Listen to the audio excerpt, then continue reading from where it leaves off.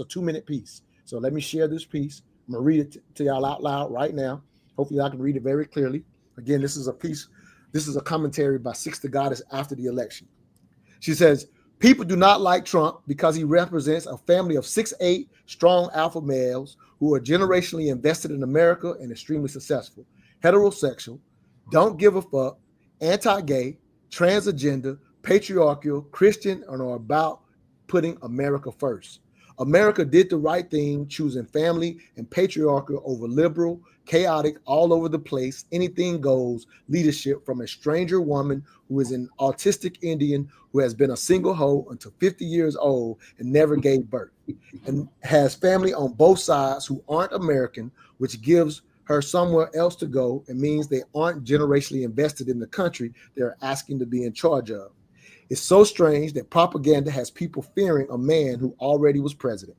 There was no handmade tail vibes. Nobody died. Like I promised, y'all will be all right. I see nothing scares y'all more than possibly not being able to delete your babies, which is sad, even though he never outlawed baby deletions. True Americans would obviously vote for Dunny. I don't know why non-Americans think their families won't be able to come here. They will. They just have to do it legally now, as they should.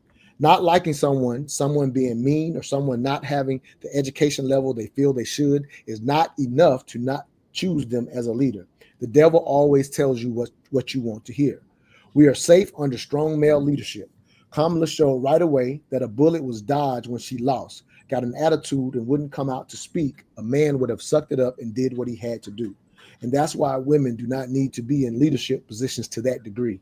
Imagine the president having a hot flash while meeting with world leaders.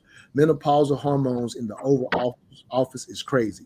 And please do not get me started on the ridiculous narrative that he enables racism. Just stop. Racism is the blood of this country, and people like who is currently in office are the real racists.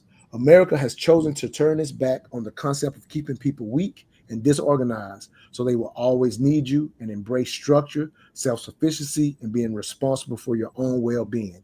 Families will win, and that's what makes people upset in this anything goes current society. Congratulations to the Trump family. Now back to the money.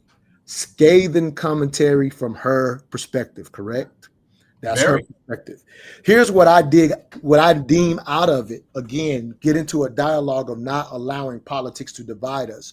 What I deem out of that, and when I listen to her, whatever you disagree with or whatever you feel is extreme, when I read that, I absolutely understand why she voted the way that she did. That's my bigger point. The bigger point, I'm not talking about whether I agree with her or not. I heard her values. She clearly kind of laid it out, even in her, part that was being extreme or not extreme, but she laid out what was important to her. My bigger point is when I say people make the mistake of saying people vote against their interests, it's actually a level of arrogance to assume what an individual's interests and values are.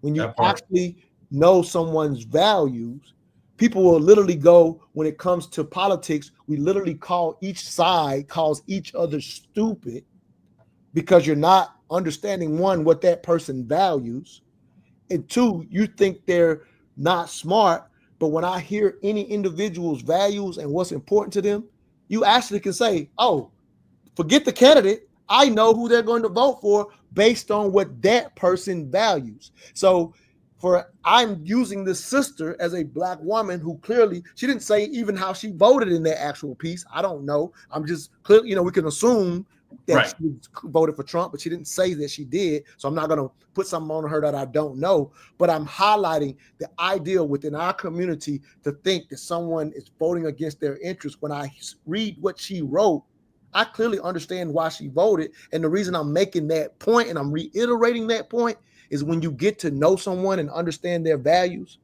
you actually will stop calling them stupid. And we all should move away from that, because you cannot assume and be arrogant what someone else's interests personally are.